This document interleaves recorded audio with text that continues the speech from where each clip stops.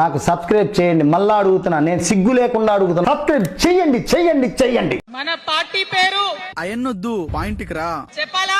చెప్పు. చెప్పాలా? చెప్పు. చెప్పాలా? చెప్పు. చెప్పాలా? చెప్పు. చెప్పాలా? చెప్పక్క. రెడీయా? రెడీగా ఉండండిరా. రెడీయా? బాగా ఎక్సైట్మెంట్ ఫీల్ అవుతుంది. రెడీయా? టిఆర్ఎస్ ఏంది ఇదే? టిఆర్ఎస్ శత్రువులు ఎక్కడనే ఉండరు, ఇన్నే ఉంటారు. టిఆర్ఎస్ మేము మొత్తం రాష్ట్రంలో పీక్ కట్టలు కట్టాం, నేషనల్ పార్టీ పెడతామని పోయిన తప్పితే తెలంగాణ ప్రజలను పట్టించుకోలేదు. శత్రువులు ఎక్కడో ఉండర్రా, చెల్లెళ్ళు కూతుళ్ళు రూపంలో మారువేషాలు వేసుకుని మన కొంపలోనే తిరుగుతూ ఉంటారు.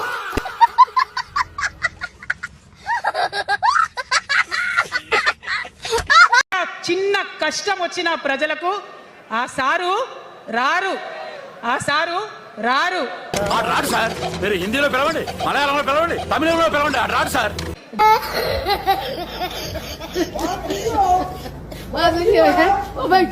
గుంటనెక్కల తోడేళ్ల చేతిలో ఖైదీ అయినటువంటి మనిషి మన మనిషి కాదు. నువ్వు తేడా మాట్లాడుతున్నావు లాస్ట్ ఎపిసోడ్ నుంచి. నువ్వు మాకు ఫస్ట్ ఎపిసోడ్ నుంచి తేడాగానే ఉన్నావు, 4 years నుంచి తేడాగానే ఉన్నావు, మేము భరించట్లేదా?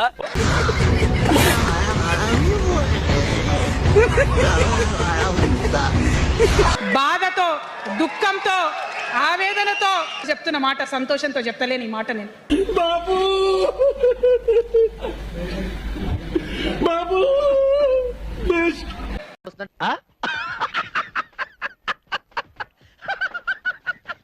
ఇన్ని రోజులు నేను ఎన్ని మాటలు మాట్లాడినా బీఆర్ఎస్ పార్టీ నాయకులు ఒక్కరు కూడా బయటకు వస్తలేరు, సమాధానం చెప్తలేరు. ప్లీజ్ చెప్పండి అంకుల్, చెప్పండి అంకుల్, అలా రాట్లేదు నిలబడిపోతారా, చెప్పండి అంకుల్, ప్లీజ్ అంకుల్, చెప్పండి అంకుల్. దీనికి మీరు సమాధానం చెప్పకపోతే ప్రజలే మిమ్మల్ని బయటకు లాగి సమాధానం చెప్పేటట్టు చేస్తారని కూడా ఈ సందర్భంగా నేను తెలియజేస్తా ఉన్నా. ఏమిటి అంత మాట అన్నారు?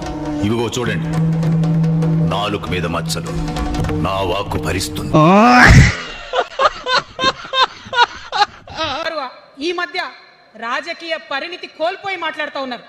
కేటీఆర్ గారు మాట్లాడిందంటే ఓకే అనుకోవచ్చు, ఆయనకు పెద్ద తెలియదు పాపం. నేను మరీ అంత ఎదవలా కనపడుతున్నానా? ఓ మాదిరిగా కూడా కనపడలేదా?